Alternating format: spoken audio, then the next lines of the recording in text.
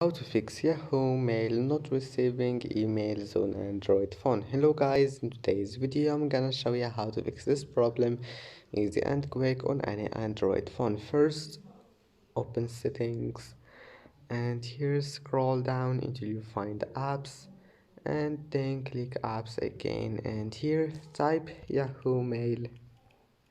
Click on it and then click force stop. Go to storage, clear cache, and if that doesn't fix your problem then you will need to click clear data. You will lose your data and you will need to log in again to your accounts, but that will fix your problem 100%. Just click on it and try again and your problem will be fixed. Don't forget like and subscribe, and thank you for watching this video until the end, and see you in the next video.